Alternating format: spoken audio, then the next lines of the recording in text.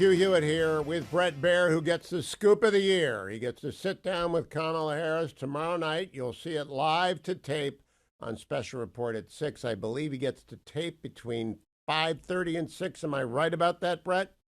Hey, Hugh, good morning. 5 and 5:30, it's a quick turnaround. So I started out by saying we plan to run it, uninterrupted, but I had to check with the business people to make sure that we didn't have any commercials in there and that we didn't have to cut it in half or something. But for everybody who's been asking, it is as live. In other words, we roll the tape, but it's running just as we do it. So from beginning to end, you'll see every second, and it will be unedited, and we will run it without commercial straight through the first half hour of my show.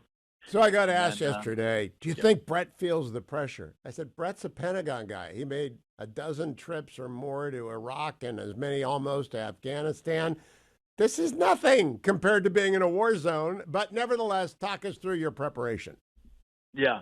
No, it's nothing like being in a war zone, but there is incoming. Oh, a different kind. But listen, my preparation is what people care about. What do people care about in this election? What have we not heard from Vice President Harris?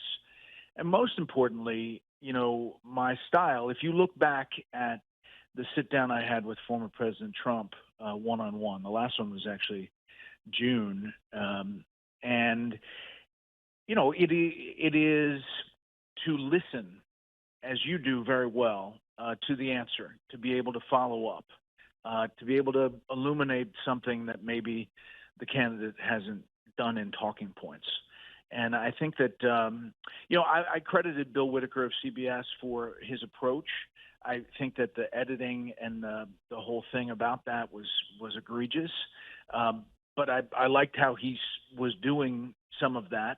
And I expect to have the same kind of tone and tenor as that. Bret, I have absolutely no idea what your politics are. And I think that's great. I'm a center-right guy, and I'm a Republican, and everyone knows that. But I got to say, they didn't give you much notice. Donald Trump let me know he was going to come on 10/7 a week before, and I didn't announce it because stuff happened. I had a week to get ready and 72 hours to outline and then re-outline. And I don't have the number of people on top of me that you do. I'm just basically doing what I want to do, as you will be able to do what you want to do. But I'm sure everybody has an idea. I have no suggestions for you, Bret, because I always hate it when people tell me what to ask, given I've been doing this since 1990 and you've been doing just about as long. Nevertheless, how many people are coming in with what year? There'll be a couple of questions that fit the Hugh Hewitt model. You'll approve of a couple of them. Okay, but how many people at Fox try and line up the putt for you? You know what? It's amazing. It hasn't happened.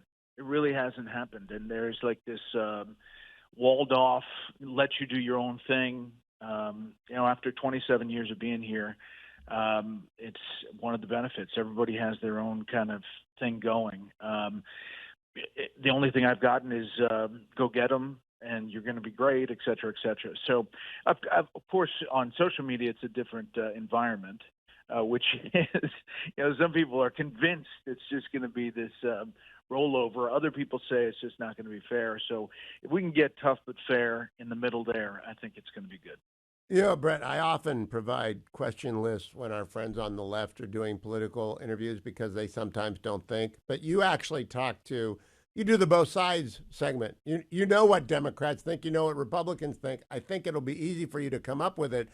But how do you do it? I start with just a long list, and then I start outlining the outline. How do you do it? Yeah, I do exactly that. I think what's important, I think about flow. I do sort of like, I'm not a lawyer, but a murder board for a deposition, I suppose, like where this person may go and where that may lead. So there's multiple routes that you take with questions and follow-ups. Listen, I think the goal of it, at the end of it, is to say, one, tough but fair, but two, that you learned something or it illuminated something that you hadn't seen in this campaign. With 3 weeks to the day, to Election Day with an election this tight. I mean, there's just a lot of interest in this election if you look at it across the board. So I think that the interview comes at a big time. I am hoping, and maybe you can break a little news here. Has former President Trump requested 30 minutes with you prior to the show that would air live to tape? He hasn't, but we're putting. We have the request out, and I hope that he'll take it up. And I kind of feel like he might.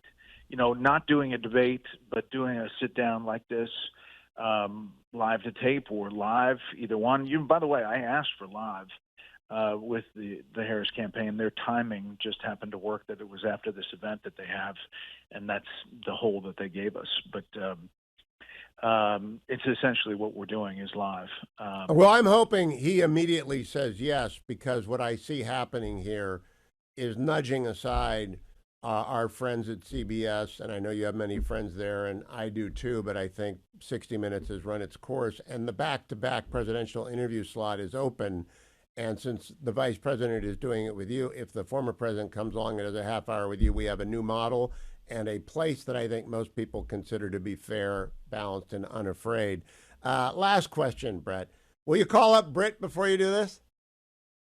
Yeah, he's a great mentor and friend, and has just decades and decades of experience. And I'm not going to go over every question and everything like that, but I'll ask for his thoughts and advice. I always have, and I always will. It's like a former president calling. It's like a current president calling up a former president. If you're a former anchor, you should get calls from your current anchors, because it's a good idea to do that. Bret, good luck. We'll be watching tomorrow night at 6. The interview tapes from 5 to 5:30 airs unedited. They're really not going to interrupt it for a commercial break? Zero commercials for a half hour. That's extraordinary. Actually, that costs Fox News a lot of money. So I'm here to tell you that's something that you don't see very much. Good luck, Bret. You'll have a great time. I'm sure it'll be fun. We'll talk about it next week, I'm sure. You got it. Be well.